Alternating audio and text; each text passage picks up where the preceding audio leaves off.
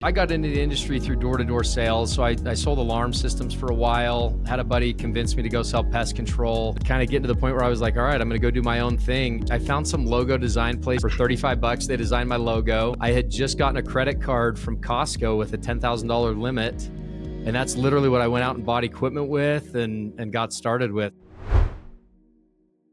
All righty. Welcome back, everybody. Today, we're going to talk about how do you scale a pest control company across multiple states without losing the personal touch. Today, we're talking with Ryan Marshall, who's the founder of VINX Pest Control, to learn how he has grown a multi-location pest control service while keeping service quality and care. Ryan, thanks for coming on. Awesome. Yeah, glad to be here. Thanks for the intro, Ben. How's the intro? Was it okay? You know, I'm trying to get better at these. Yeah, no, that was great. That's actually the first time. You know, I feel like I need like walkout music or something to. Dude, we'll set up some walkout music next time. Jared, let's make sure we get that. Yeah, I'll take note. So yeah, dude. So the way we love to start these is just we want to hear your story. How did you start VINX? You know, what was the vision behind it? What did day zero look like when you kind of came to the decision? I'm going to start a pest control company. Yeah, we just want to hear the story. Geez, day zero. This is gonna sound rough. I got into the industry through door-to-door sales. So I sold alarm systems for a while, had a buddy convince me to go sell pest control, and went out and sold pest. And I think I kind of got sick of selling for other companies and them not having good customer service. That was one of the things I've always been super passionate about. And so I started kind of, racking my brain and kind of getting to the point where I was like, all right, I'm going to go do my own thing. And so when you say day one, I already had a white truck. I ordered, what did I do? I found some logo design place in India, and for 35 bucks, they designed my logo. I didn't have enough money to go get real decals. So I found a website that sent me this massive just sticker, and I went and cut out the logo with an X-Acto knife and stuck it on my white truck. And I had just gotten a credit card from Costco with a $10,000 limit. And that's literally what I went out and bought equipment with and got started with. So that was day one. And I guess, day two would be, I just started knocking doors, and I was the salesman, the office staff, and the technician. And truthfully, I'd sign people up and tell them we could take care of their ants. And they didn't know I was going back to my truck watching YouTube videos about how to take care of ants. So here in Utah, where I started, it was like the test was pretty easy. You didn't have to have any prior experience.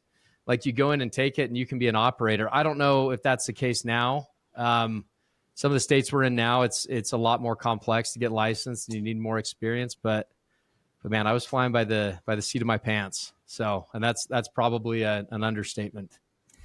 Dude, I love how you started with, I already had the white truck, because I swear every time I drive anywhere, if I see a white truck, I'm like, all right, what's the pest logo on that? Yep. And how about the plug for Costco, man? The Costco credit card.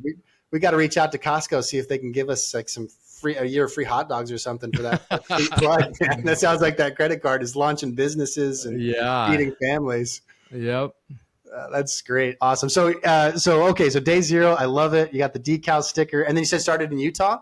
Yeah, I started in Utah. I ran here for a few summers, and then one of the guys that sold with me, he was graduating, and it was kind of that turning point for him of, do we do something together and keep going, or does he go off and use his degree? And he and I ended up partnering. And we partnered on a branch in Dallas. And once we started in Dallas, I kind of lost all appetite to keep doing pest control in Utah. It's just nice to be in, I don't know, I like the market a lot better, a lot more demand, a lot of termite stuff. We partnered on Dallas, and then we had another guy come in who partnered with us out in South Carolina. And we've got 3 branches out there now and a branch in Virginia Beach. And I ended up selling the Utah branch like a year or two after we opened up Dallas. And then Dallas, we actually sold just a couple months ago. And now we're South Carolina, Virginia Beach, focused on those.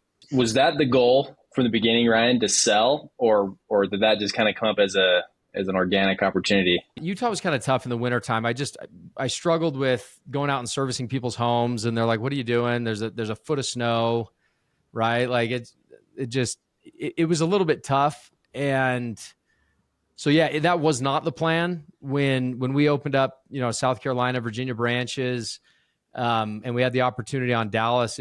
The opportunity had kind of come up, and it made sense. And truthfully, it allowed me to take a couple of chips off the table and then have a little bit more to invest in our other branches and really scale those in ways that we weren't able to before, because from the get-go we were self-funded, right? And so this was me putting in money when we went and started Dallas, and I didn't get a paycheck for 2 years, though I was selling the first 2 years down there full time. It was time. It was fun. I mean, it was fun to be able to cash out a little bit, and then just being able to have a little bit of money to allocate to some of the other branches and being able to grow that way. So those southern bugs bite a little bit differently, don't they? They do. They do. I'm based out of Florida, so I know the okay. beast that you're talking about. Yep. So what did that timeline look like then from when you got the Utah branch that you started with, and then you moved to Dallas, and now what year of operation are you in, and how long did it take for you to kind of scale to the different branches? Yeah. So we ran, it was kind of a little weird when I started. I had an insulation business in Utah, and then I started the pest control business in Utah. And I think I got like 100, 150 customers that first summer, and we got some really big contracts with insulation. So I bought another small company, and it was just kind of it was like a part-time technician. And then we focused on insulation, me and my uncle, for a couple of years. And then after that kind of wound down and some of those contracts were over, I ran teams in Utah. I think it was, it would have been 15 and 16. So 2015, 2016, and then 2017, we started Dallas. And then I think it was, a year after that, I sold Utah. And then right when COVID hit, we started in South Carolina, which that was kind of a trip. Like we were getting ready to sign leases on apartments, and everything's getting shut down. And, my wife and I flew out there to like get the office set up, and we almost like the flight home almost got canceled. And so our kids were at home, and nobody knew what was going to happen. Right. And then it seems like, and then a year later we started, I think, Greenville, South Carolina. And then a couple of years ago, we started the Virginia Beach and Charleston branches. Was COVID much of a hit on the business, or did you guys stay steady? COVID was great for pest control. Just people stayed home. And, I think it depended on where you were knocking, right? Some people I knew some people that were supposed to go knock in New York, right? Like upstate New York, and it was just no go. But man, a lot of people in South Carolina, it was just, they were home. Every once in a while, somebody would complain, but a lot of people, I remember one guy went out there and I was knocking with sales reps, and he was just like, live and let live, brother. And like reaches out to shake our hand. And I'm like, all right, we're good. We're good. We're in the right place. Yeah. But, and in general, right? Like people are home, they're home and they see bugs, right? More because they're at home, and you stop by, and obviously pest control was deemed an essential business. And so that was kind of a nice thing. So hindsight is 2020. You learned a ton. You started just on your own, very scrappy hustler. What would you say if you were to start again from ground zero, you'd do differently? I don't know. I think when you start and you don't have a lot of money to start, I think one thing it does is it actually pushes you to be creative with how you do things. And, if somebody would have handed me $300,000 and said, hey, go start a pest control business, like it would have cost me $300,000, right? It's just kind of how it works. And so in a way, it kind of pushed me to get innovative with a few things, maybe on how we paid sales reps. It kind of forced me to leave more money back in the business. So I actually had to work harder, I felt like, instead of just kind of taking money and being a little bit more satisfied. As far as starting, I loved working with the partners I've worked with, right? The guy that I partnered with initially on the Dallas branch, and now he's not part of the South Carolina branches, anymore. But like, dude, it was great. It was super fun having somebody that I could kind of rely on. And I think early on, to be able to afford that caliber of person that cares, they're invested, it's really, really difficult. And I'll give you an example. Like the first service manager we hired down in Dallas, he had been a manager at another company, but he was like we were paying him like 16, 17 bucks an hour, and you got what you paid for. Right. And over the years, that's been a big thing that, early on, you can't afford a really sharp service manager. And so you get just a decent technician and tell them they're the manager. Right. And that's kind of how you run with it. And eventually you start to realize, like, man, people are the caliber of people are really important. And so you start to work on developing those people, or being a little bit more willing to spend money on attracting those people. And so that's been a big change. If I could go back and do things differently, probably one of the things I would have changed is I would have paid more for a service manager. I would have figured out how to get somebody that was a better leader in that role, so I could focus more on what we were doing with the sales guys and pushing accounts. So Absolutely. You touched on something that I wanted to talk about next too, which was that move from Utah to Dallas and opening up an area like Dallas. I imagine it was pretty competitive, right? Like, how did you guys attack that? Yeah. Well, truth be told, Utah, I feel like, was more competitive. Wow. Just like per capita, and it. I mean, everybody goes out. A lot of guys go out from Utah. They go out, they do they do door-to-door sales, and they come back and they want to start their own company. And it's easier to start it in Utah. You're right here. You don't have to pay for housing for people. And so that's what I fell into. And I remember the last summer we knocked here, it was super competitive. And it was competitive in a way that, like, I'm of the belief that a lot of people have pest control in Utah just because a lot of people hear about it. And a lot of people knock doors, and then a lot of people end up thinking they need it. Whereas in Dallas, it's like, no, you've got big American cockroaches. You've got major, a lot heavier pest pressure. It's more of a necessity down there. And so, yeah, I mean, there are a lot of companies down there, but dude, Dallas is huge. There's tons of people. And so we kind of found some areas that we knocked that, for whatever reason, not a ton of other door-to-door guys knocked. And we just kind of milked that while we were down there. But yeah, it actually wasn't, I will say it was kind of in my head a little bit, that same thought. But I think once we got down there, it didn't seem quite as bad as what we had anticipated. That's really interesting that, Utah, because I mean, I guess that's a good way to, start with a more competitive space, go and explore, find a market that works. What would you say are like the red flags, or like, whoa, we're in a really competitive space that like stood out for you? I mean, you touched on a couple of them on Utah, but like when you're out knocking, like, do you see do your door knockers like look across the street and see another guy and all of a sudden they're racing to the next door? But what does it look like that is like, whoa, this is a competitive space? Dude, you always get that, it's like that territorial thing, right? Where, what's the thing where dogs do, where they start like scraping their back foot? Before we started in Dallas, we actually did, me and, my business partner that we were going to be opening a branch, we actually did a road trip, and it was kind of fun. We got a couple other people, and we went and knocked doors in a handful of cities, and we just did surveys.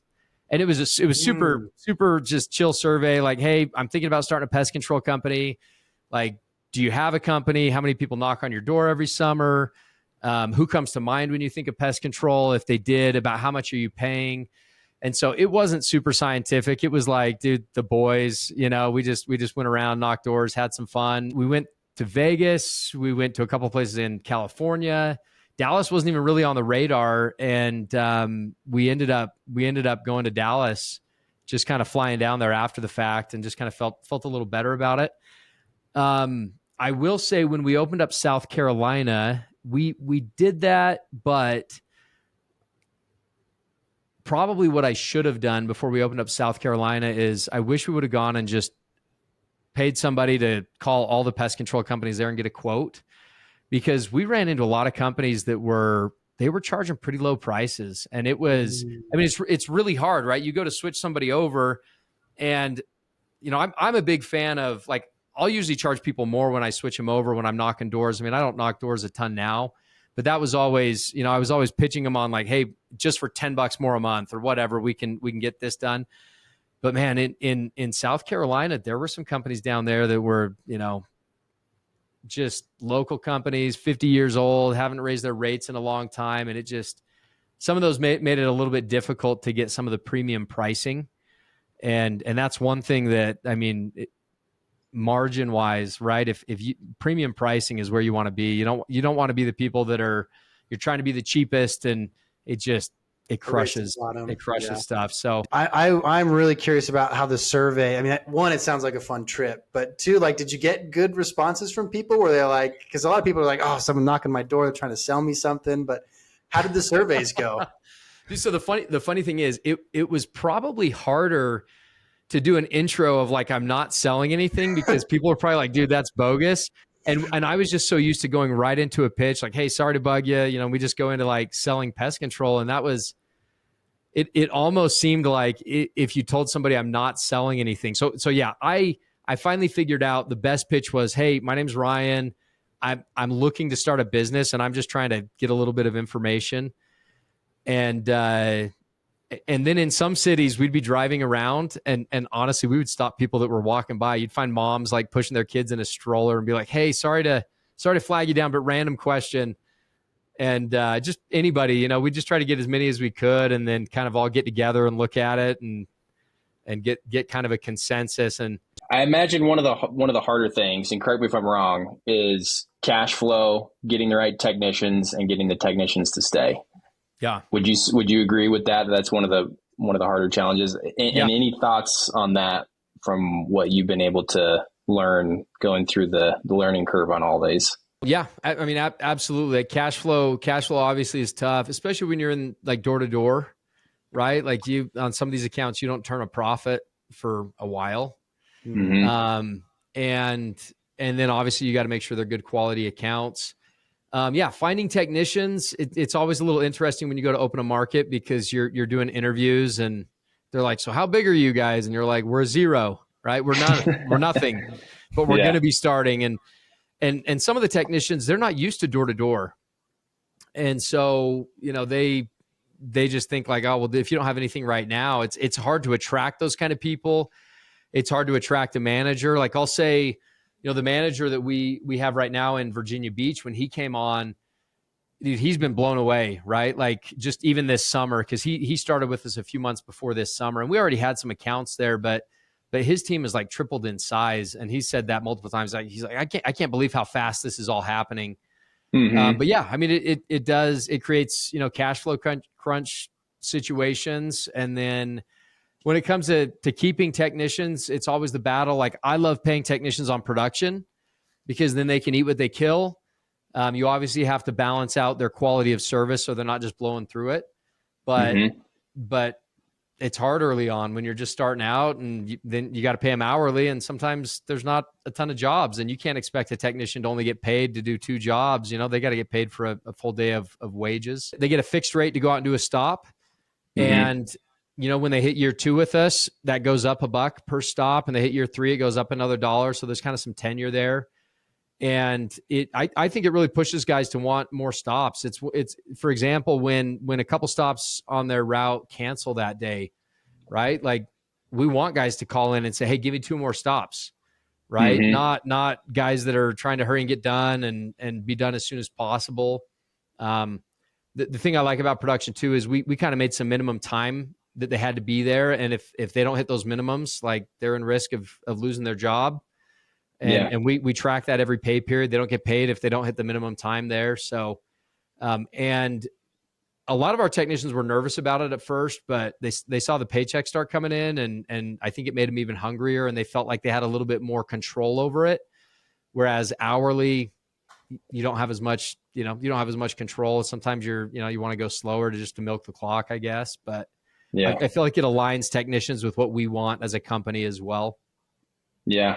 And I know one of the things you and I have discussed in the past is the book Traction and that whole playbook. And I know that's one thing that you have really, at least in the recent years, have really tried to implement is knowing the numbers and tracking those things. What are some of the top things you're tracking and why? Yeah. So some of the top things that we're tracking, I'm trying to think of like our main, we do they talk about your L10 meetings. It's like a level 10 meeting, and we do that once a week as like a leadership team, and then we'll do it as like a service team. At the highest level, we're tracking customers, right? Customer churn. So total new subscriptions is what we call them, total new subscriptions that are added. We're also tracking like average points or average stops that the technicians are getting done per day. And we really want to see that utilization be really high. And then we've got some that we track, like average miles per route. And we've done a really good job, really getting the people doing our routing to just consolidate that. And the tighter the route we can get, the more technicians can make, they're happier. I mean, we all kind of win together. Right now, like our company scorecard, it's like the total membership points, like total subscriptions. So we've got a couple different subscriptions people can have, and some of them we assign a little bit higher value. Like if we're going quarterly versus if they have like our platinum plan where we go obviously monthly throughout mosquito season, then do, one treatment in the wintertime. We have like new subscription subs from our service team. So we've actually really been pushing our service team to actually go out and upgrade customers. And that was another big change we made. That's probably been one of our biggest wins over the last little bit is getting our service team to actually believe that they can do it and go out and open their mouths and get termite coverage for customers or upgrade them to a different plan. The average points per day per technician that we're getting done, kind of our net positive. So obviously we're losing customers every week, but how many are we increasing by? And then right now we're tracking like our door-to-door guys. And then from there, it breaks down into individual teams and what the marketing team is doing, or the door-to-door team, or the customer service team. And so your techs and your sales guys, they buy into the numbers then? They understand like, hey, this is what we're using to build the company, that they get behind it. Is it hard training them to understand that? So I'll say this. We started doing a leadership L10 meeting. And then we had a service side, like an ops side L10 meeting, and like a rev ops, right? So like your inside sales, your marketing. And we haven't done it with the technician level until I think we started, like it was either this week or last week. So service managers would come to that meeting, and the guy who oversees all the service technicians or oversees all the service managers. But now we're pushing that down one level.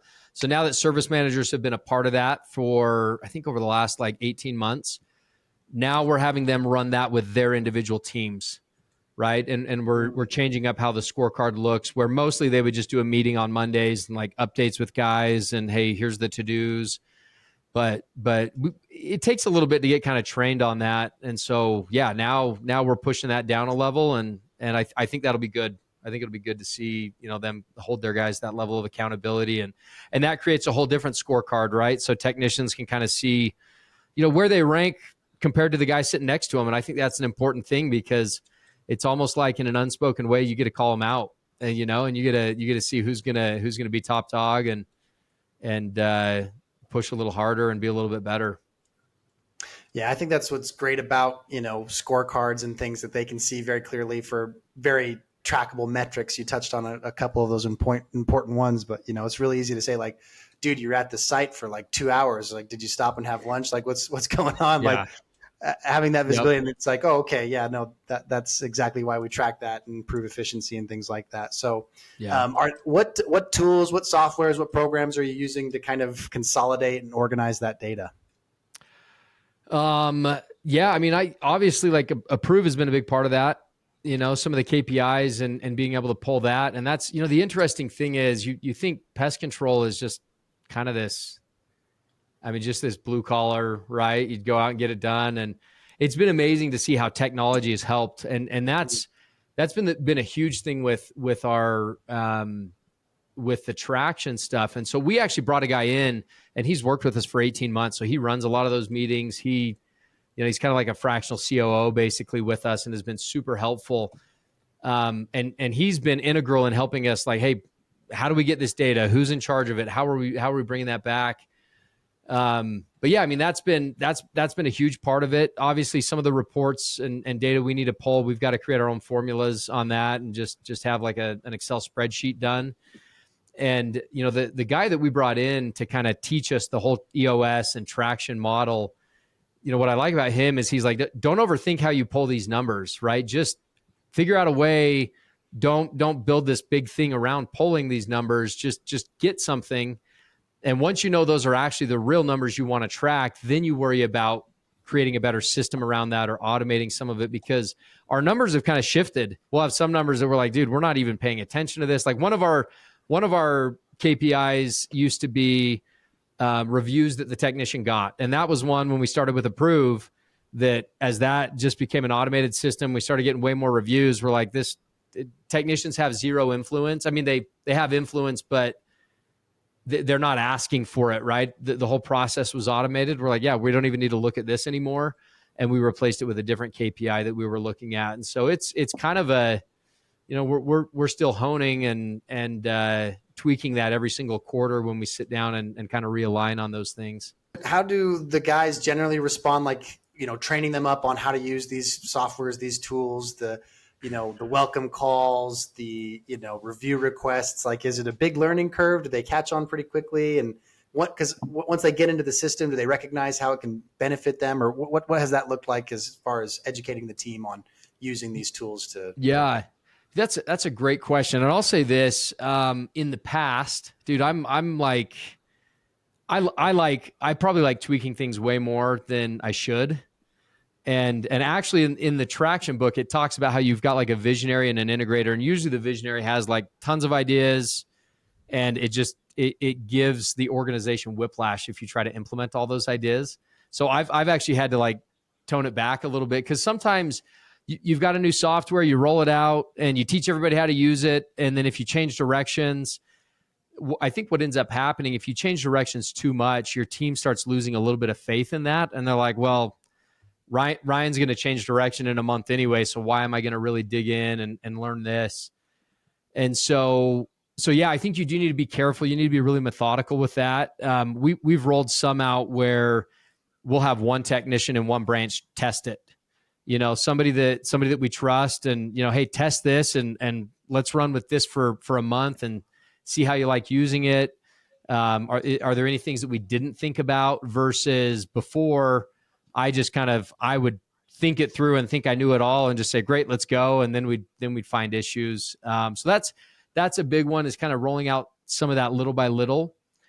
And then the next one I would say is just, when you do roll it out, I mean, you got to be consistent with it, and you got to make sure to get really good buy-in and get people engaged. And so it needs to be something that is really easy for everybody to implement. And those, I mean, that's some of the stuff that we've learned as we've gone about that. I mean, I probably got like 10 ideas of things I want to do that I'm kind of slowly doing those, just so we don't overwhelm everybody. Just to kind of wrap up, Ryan, I know you're kind of a OG approved member from the very beginning, and a lot of your insights have helped craft some of the product even. So I'd love to hear your thoughts on anything that Approve has helped, from results based or just anything anecdotal that you've seen with Approve.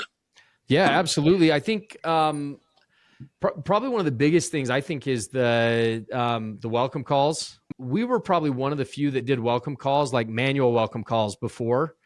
We'd have some of the sales reps' wives, they would do the welcome call stuff, and it was crazy. It was always tough finding availability, right?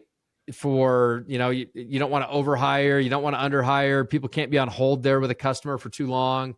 And I don't know if I told you this, Jared, but I did the math on what we spent labor-wise one summer doing welcome calls. We were spending, it was between $11 to $12 per welcome call, just because you got people doing overtime and you got everybody working. You need to overstaff a little bit. You don't know when 5 or 6 sales reps are going to be calling in for phone calls. So Approve has been huge for that. And I think as we've grown, primarily through door-to-door, one of the hard things is getting your door-to-door reps to sell quality accounts, right? When I was out selling, like, I had good quality accounts because I set really good expectations with customers, but that was really difficult to kind of manage that as door-to-door reps are out there. And so I know when this is our second summer doing the AI welcome calls through you guys, and the first summer, man, I was so hesitant on it. I'm like, man, how are customers going to respond? How are reps going to respond? And actually, our reps were really excited about it, because they're like, dude, I'm sick of being on hold and waiting. And they all had their preference for who would do the welcome call. They'd get some wives that were like really good at it, and then others that were like, their tonality was super off, or they would stress things a little bit more. And it was just, man, they were all always trying to pick favorites. And so when we implemented that, the nice thing was it was like no excuses. Like you can't tell me that, you were on hold for 5 minutes and nobody answered, right? Like just do the welcome call.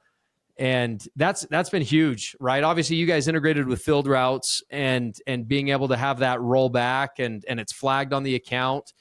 And I love the fact that like, I feel like what it does is when you put rules like that or tools like that in place, it actually makes the sales reps kind of adapt to it because they know that when you do the welcome call, they're going to ask, do you understand this is a 12-month agreement and this is how the cancellation works and mosquitoes aren't covered and, where it's really easy for sales reps to slip that kind of garbage in. And it's all about expectation management. And so like, I think doing that has actually changed how the sales reps sell because they know they're going to be held accountable for it. And at the end of the day, we look back at some of the numbers and with the calls that did welcome calls, it was like 9% of those were going to fall off, right? During that first 12 months, where the ones that didn't have welcome calls, it was like 3 times higher. It was close to like 28% of those were going to fall off. And so obviously those are super expensive accounts when we're paying door-to-door reps. And not only that, it's just you're managing your reputation, right? And it's you got a sales rep that says something random is included, and then 6 months later the customer's like, no, this was supposed to be included, and it's not. It's just you kind of set yourselves up for bad reviews and frustration there. Another, probably some of the other things I love the most about Approve is when we started doing the review setup, the negative feedback, right? And obviously it's good to get that before that turns into a negative review. But I actually had a meeting once a month. We do we call it our huddle. It's the entire company. And I told everybody, like, listen, if you guys have issues, like I want to hear your complaints. If you have issues with how routing is going or like, and I'm inviting it because if you're dealing with that, the other technicians are dealing with that. And I want to know how we can improve that. And like, I hate getting those emails. And I actually have the emails come to me when we get negative reviews, internal reviews on Approve, but I also love it because if one customer is dealing with it, way more customers are dealing with it. And I think as a company, a really big push that we're trying to do is we're really trying to mitigate our attrition. And I know everybody thinks like, hey, we have a couple of retention people that when a customer calls in, they fight to save those people. But I've actually tasked them and made them understand, your job isn't just to save people. I want them to look at this is almost an exit interview with a customer. What did we do wrong, right? How can we, and a lot of times you actually have to be really crafty at getting a customer to open up.